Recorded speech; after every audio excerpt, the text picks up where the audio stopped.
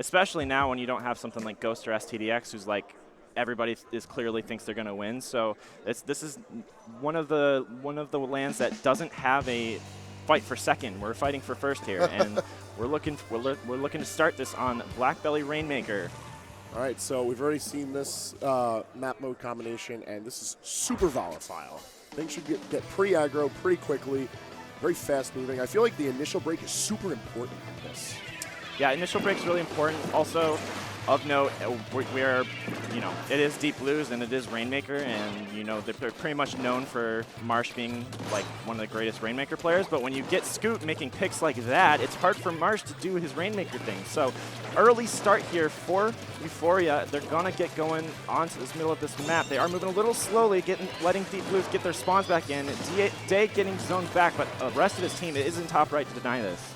I think if they're going to be moving forward slowly, it works really well on this map in particular because it gives Deep Blues the opportunity to organize their team well, figure out where they want to have their efforts focused. Because I feel like on this map especially, you need to know which lane you're going to go so that you can have that covered for your specials. And if you got Dash getting flanks like that and getting doubles and triples kills, that's just going to work. That bomb, though, from Day, clutching that super hard, just slowing them down just enough. They are to 49, but getting past that is going to be difficult with how many people there are here. Marsh is now in position. He's going to go for this pop. There is one member of Euphoria on that top left that's might be able to get this flank. He does. Dash does it again. He gets this double. Just the Slosher alive. They're going to go for the pop and get some more points out of this. Yeah, that's 3 down. This might be the play here.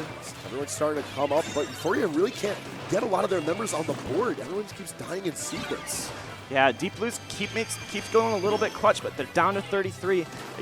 Basically overall, Euphoria is really outslaying them. It's just, each person on Deep Blues keeps making the clutchest thing to deny the push from getting further. That could have been much, much worse. I feel like the main issue with this map is if you can't push past that 30-point era, like where you go up the hill, you're not really making a substantial enough lead because I feel like this 33 can get broken really easily if Deep Blues is able to press onward. Yeah, you really want to get around that bend, and they didn't quite do that. It's still like fairly good because now they do have to break that to pass you, but they are. It is going to be an easier time getting down. Yeah, literally like three to four more points more would make a huge difference. Scoot getting a nice pick there, watching this right side. Trying to fight Dave, who's looking for him as well, but they do get the pick on the other side of the map with the Rainmaker, so they're going to be using this to push. I wouldn't be surprised if we see them push right here. They're trying to hold it into the center. Can't get rid of the sprinkler pressure. Very interesting way to control the map, I feel, especially because we're seeing it come off towards the sides.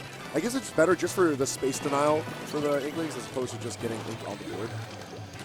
Yeah, and also, like, this Charger is just, like, so much better on lane right now. Like, I love to see that Dave's here playing this right now because, it's kind of crazy what it can do on land. Like, you can actually trap people and clean up your own kills. It's kind of fun. It's always been an impressive weapon to watch. But, like, yeah. Getting, like, the full impact of it, and on a map that really facilitates its style of play. That was, like, the first death in, like, 20 seconds. It's not something you see very often. Taylor gonna use those 10 missiles. He is pretty far back, but it just seems like neither team really feels comfortable moving forward. And finally, Deep Blues kind of seems like they're feeling a little more confident. Taylor gonna push up here in front of this Rainmaker. They do have a man advantage. Day's gonna try and protect this Rainmaker. Doesn't get killed by the Stingray, so he might be able to clean him back up. Doesn't do it, but he does live. So this is gonna be still pressure for Deep Blues. All right, they're trying to hold this center point. I think they're doing a good job of at least making sure they break down how well Euphoria's like built up a lead. Like, they're taking away the ink control, they're taking away the map control, slowly getting themselves ready. I feel like if they just get picked less, organize themselves better for a strong push, they can just completely flop all of this momentum right over. Yeah, and now they got Marsh with the Rainmaker in this top right scenario. Half his team does get picked off, but they get the kills to match. The Slosher for his team is going in forward. Marsh maybe playing a little too safe here. He does get zoned back by this Rain. Now he's going to finally go forward, but Toast is in a position to stop him. They get the lead. That's a good lead to have, too. Jack cleaning up shot, but I don't know if this matters. Only 45 seconds and counting on the clock. Rainmaker right there, too. They're going to have to let it restart. Oh, they're just going to grab it. Okay. Yeah, this is going to be a tough push for Euphoria because now Marsh knows that he can just put up disruptor walls and deny them from moving forward at any point. As long as Marsh and possibly at least Day stay alive, it's going to be very tough for Euphoria to get this comeback. They're trying to make sure that Inkpath is ready and waiting there, but good defense from Deep Blues, keeping themselves well bunkered down. I don't think they can really afford to lose more than 2 members at this point. Yeah, they really just can't die right now. Like, they have to clean up Marsh. Marsh actually maybe going a little too aggressive for what they're trying to do right now. It's just going in. He's so deep. He is so deep. Toast going in. He gets the pick. Marsh needs to stay alive here to deny this. Okay, they do get the kills. They finally die, and that is going to be game 1 going to Deep Blues. Well played on both halves. I feel like Deep Blues has had like a more concrete game plan, like as game 1 developed. Yeah, they definitely stayed calm. I mean, that's something that they consistently do in Rainmaker. They might let the enemy get a good push here and there, but they almost always like make the comeback at some point in the game. Like Rainmaker, they just really understand how that objective works, how the special advantage works, and what their comp can do to kind of exploit that. Scoot getting these sick kills off the start. And Dash also doing really well for Euphoria that game. They didn't come up with the W, but in a lot of ways, they did seem pretty strong. They did, especially, I think it's just because they had such a good start. Like, they got the picks where they needed. They set the tone for the rest of the match as far as, like, how hard Deep Blues needed to press in order to gain the lead. And I think that's really important, but Black Belly's the type of map where you'll see it's kind of difficult to hold everything all together. It's almost like you're trying to catch, like, I don't have a good analogy for this one. I think it's just difficult to hold every single spot if your team is not well organized. Yeah, I mean, it's about prioritizing, like, various positions based on what your enemy's doing.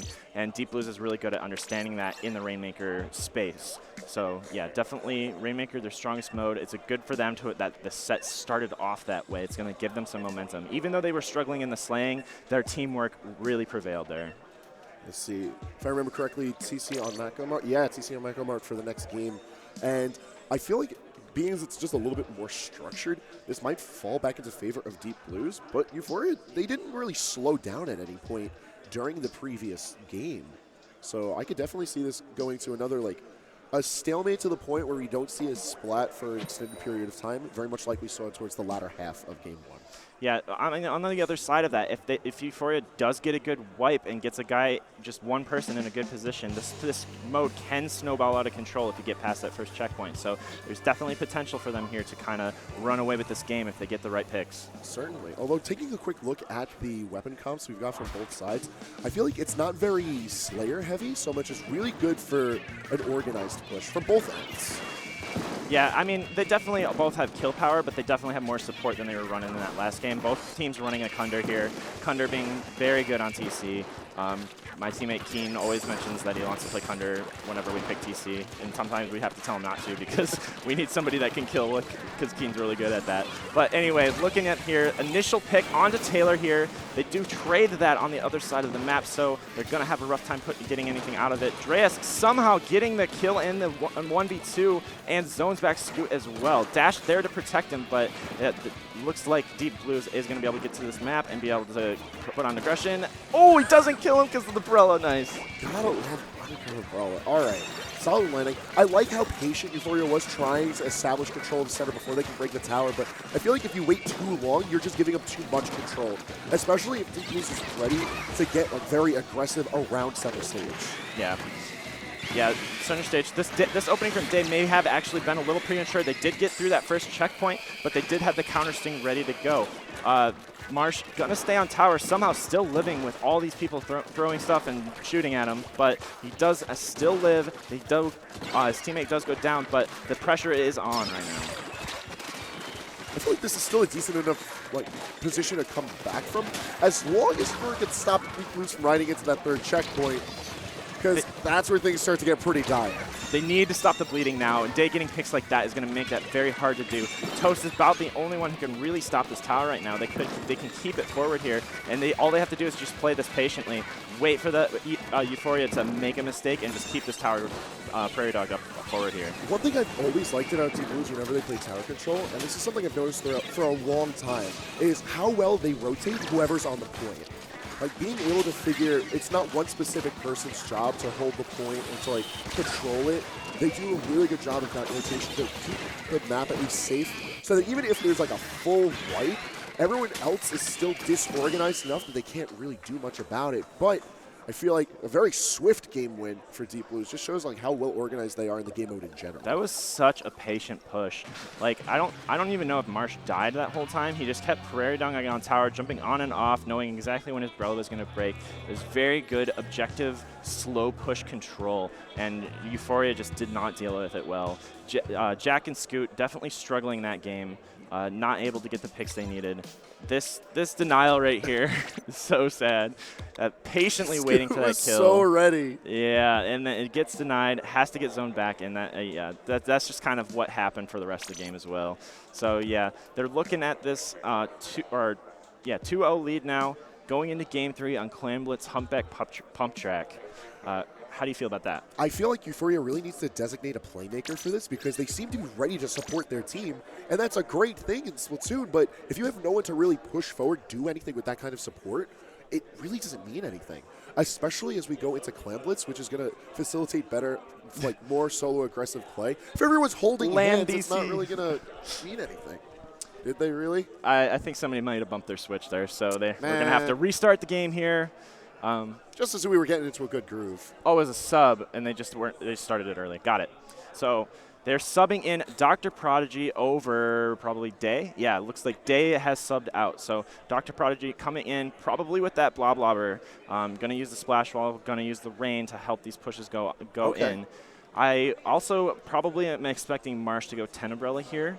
And if Euphoria doesn't have an answer to it or doesn't run a 10 Umbrella of their own, they may struggle here. Just trying to take a look at the comps that were set up. And I just feel a lot more confident in the seed of Deep Blues for this one. I feel like they were just really well organized. I mean, just going into those first 2 games, it's really clear to me that they understand like how they want to play the objective and what they want to do about it. And if they're not getting completely outslayed, they're going to just play the game they want. And going into a mode like Clamblitz, which is probably the most teamwork-oriented mode in the game, it's just going to be more the same is my prediction here. But you never know. Euphoria might have some sort of cheesy like baller triple jump with 4 clam play here, but I'm gonna guess here that Deep Blues is gonna close this out with this mode.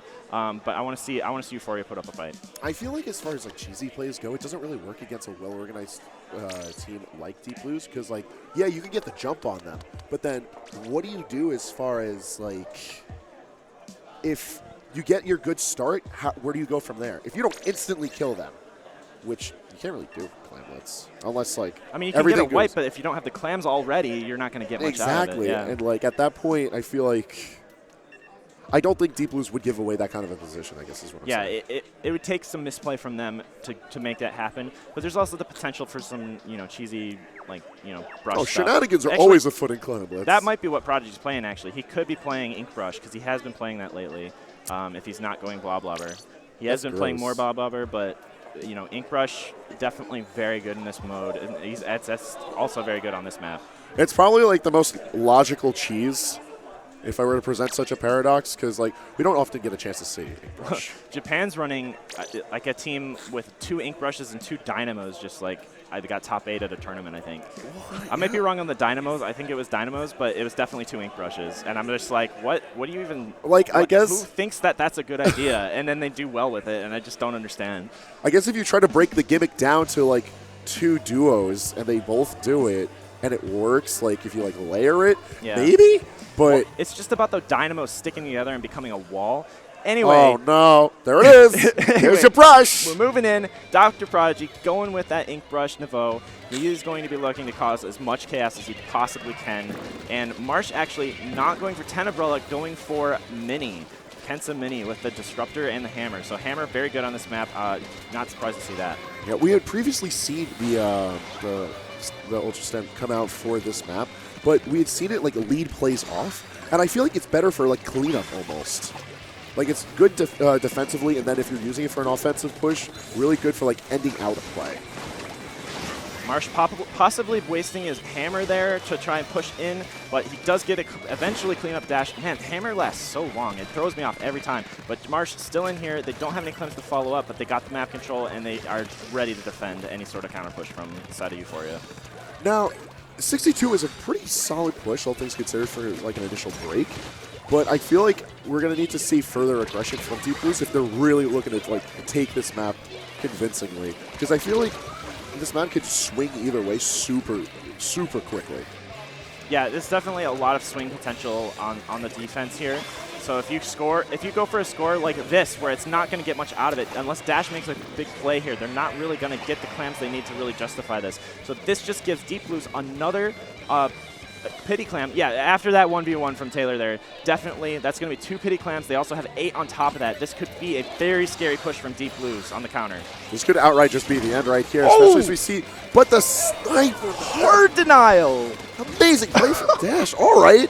That honestly was like disaster in the waiting. It couldn't have been on purpose. Like, he popped the baller at the perfect time for that suction bomb to instantly kill his teammate. It makes no sense, but it works out in the favor of Deep Blue, or of EU, and now they're going to be able to get back into the middle of this map with a 3-man advantage. There's a lot going on that stage. Everybody liking Clam Blitz all over the place. So anyway, right now, Euphoria with the map control, not so many clams. That's pretty much their priority right now, is get clams without dying. But it just kind of seems like they're just waiting for Deep Blues to make a move. But Toast going in maybe prematurely here. Doesn't have the it's chaos everywhere. Oh, is he going to get this double kill? Come on. Does he get the pick? He gets the pick. Just all the right. ink brush alive. They need someone to open it. Toast needs to go down into the fray to open up the net. Prodigy. Prodigy ends his life. Oh my God. Prodigy made a huge play there to stop that from being catastrophic. That was almost so good. Oh my gosh. That could have been a very, very deadly push there. Prodigy just does his job, stays alive, and then punishes that clam going in. There was no way he was stopping that clam from going in, so definitely did about as well as you could have in that scenario with no teammates to support him.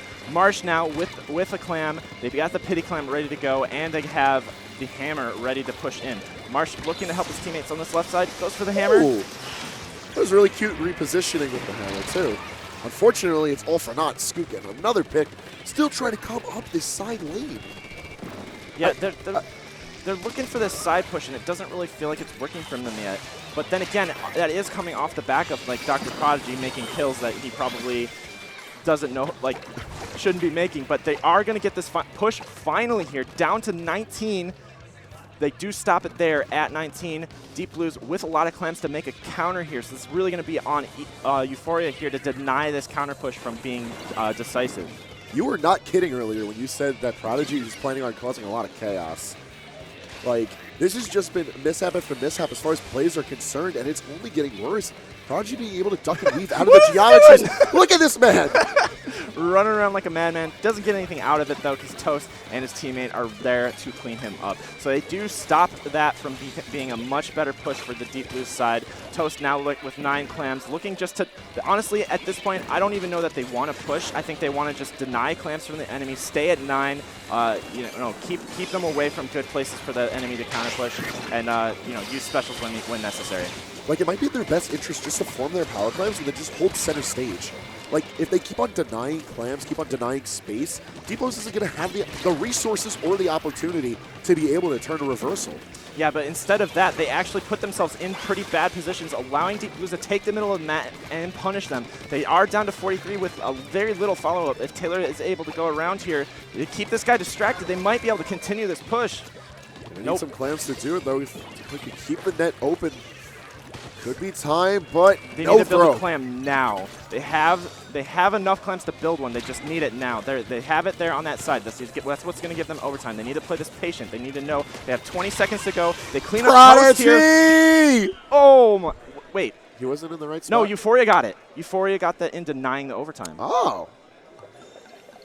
I couldn't tell which one got it in, but if the game ended, yes, looks like Euphoria did take that game. They are not going out gently. They are going to take this to a Game 4, and they're going to push for Game 5. It was such a chaotic end.